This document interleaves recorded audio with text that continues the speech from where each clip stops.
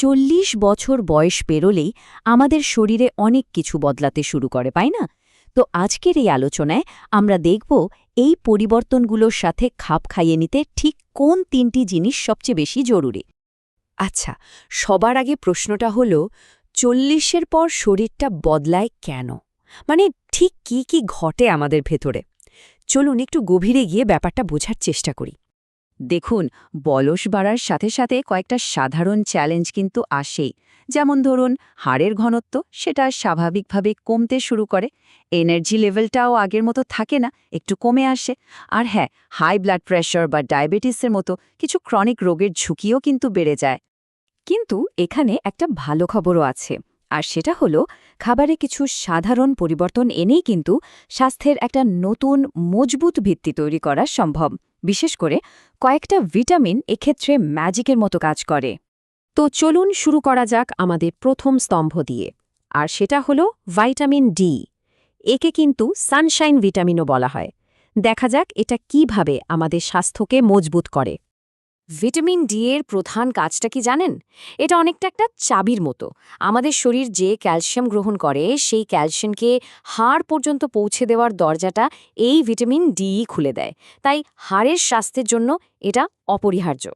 ব্যাপারটা শুধু হাড়ের মধ্যেই সীমাবদ্ধ না, ভিটামিন ডি কিন্তু বয়স সম্পর্কিত অনেকগুলো সমস্যা এটাই সামলাতে পারে। যেমন এটা হাড়ের ঘনত্ব কমা আটকায়, মানে অস্টিওপোরোসিসের ঝুঁকি কমে। আবার দেখুন, আমাদের ইমিউন সিস্টেম বা রোগ প্রতিরোধ ক্ষমতাকেও এটা শক্তিশালী করে তোলে, আর পেশির স্বাস্থ্য ভালো রাখতেও এর জুড়ি মেলা ভার।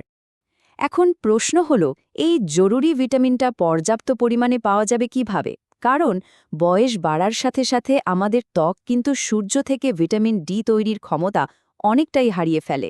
তাই একটা পরিষ্কার প্ল্যান থাকা দরকার। তো উপায়টা কি? খুব সহজ। প্রতিদিন যদি দুপুরের দিকে মিনিট 15-র জন্য গায়ে রোদ লাগানো যায়, তাহলেই কাজ হয়ে যায়। আর সেটা যদি সম্ভব না হয়, তাহলে সাপ্লিমেন্টের কথা ভাবা যেতেই পারে। আচ্ছা, ভিটামিন ডি তো গেল, এবার আসি আমাদের দ্বিতীয় স্তম্ভে, আর সেটা হলো ভিটামিন বি12, যা আমাদের মস্তিষ্ক আর শক্তির জন্য খুবই জরুরি। এই স্লাইডটা দেখুন, পার্থক্যটা একদম পরিষ্কার। শরীরে যখন পর্যাপ্ত বি12 থাকে, তখন স্মৃতিশক্তি থাকে প্রখর, এনার্জি থাকে ভরপুর, আর এর ঘাটতি হলে বিভ্রান্তি, সারাক্ষণ ক্লান্তি লাগা, মানে পুরো উল্টো চিত্র।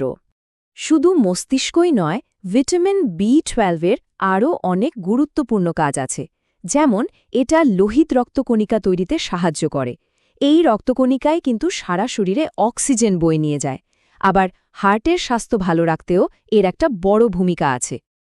একটা জরুরি বিষয় হল, ভিটামিন বি12 মূলত মাছ, মাংস, দুধ এই ধরনের প্রাণীজ খাবারেই পাওয়া যায়। তাই যারা নিরামিষাশী তাদের জন্য সাপ্লিমেন্ট প্রায়ই দরকার হয়।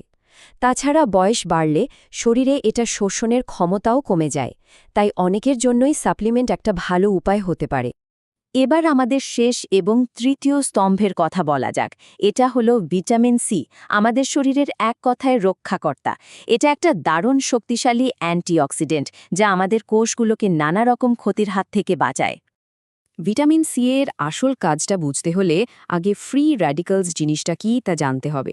সহজ কথায় এগুলো হলো আমাদের শরীরের ভেতরে থাকা কিছু ক্ষতিকারক কণা, যেগুলো কোষের ক্ষতি করে আর বয়স বাড়ার প্রক্রিয়াকে আরও দ্রুত করে দেয়। আর ভিটামিন সি ঠিক এখানেই তার খেল দেখায়। এটা এই ফ্রি র্যাডিক্যালসগুলোকে একেবারে নিষ্ক্রিয় করে দেয়, অনেকটা আমাদের শরীরের ব্যক্তিগত নিরাপত্তা রক্ষীর মতো কাজ করে। 40-এর পর এটা কেন আরও বেশি জরুরি? কারণ ভিটামিন সি কোলাজেন তৈরি করতে সাহায্য করে, যার ফলে আমাদের ত্বক টানটান থাকে, জয়েন্টগুলো শক্তিশালী হয়, মানে বয়সের ছাপ পড়াটাকেও এটা ধীর করে দেয়। আর হ্যাঁ, বয়সের সাথে সাথে যে রোগ প্রতিরোধ ক্ষমতা কমে আসে, সেটাকেও কিন্তু এটা চাঙ্গা করে তোলে। আর সবচেয়ে ভালো ব্যাপার হলো, ভিটামিন সি পাওয়া কিন্তু খুবই সহজ। আমাদের হাতের কাছের অনেক ফল আর সবজিতে এটা ভরপুর পরিমাণে আছে। যেমন ধরুন কমলা, লেবু, নানা রকম বেরি, এমনকি ক্যাপসিকাম বা ব্রকোলিতেও।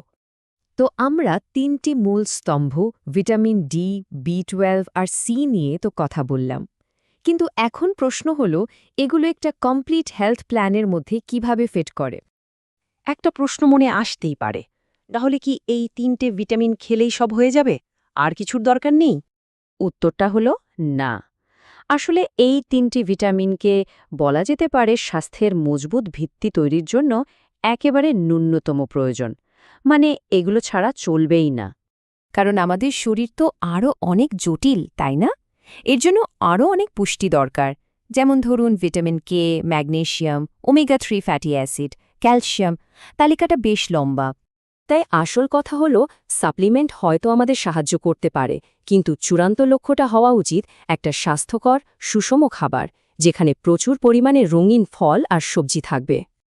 এই কথাটা দিয়ে শেষ করা যাক, সুষম খাবারই আপনার স্বাস্থ্য গড়ে তোলে, সাপ্লিমেন্টগুলো শুধু ভাগগুলো পূরণ করে।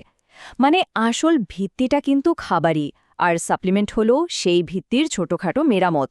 তাই একটা সুস্থ দীর্ঘ জীবনের জন্য আমাদের সবারই কিন্তু নিজেদের খাদ্যাভ্যাসের দিকে নজর দেওয়াটা সবচেয়ে বেশি জরুরি।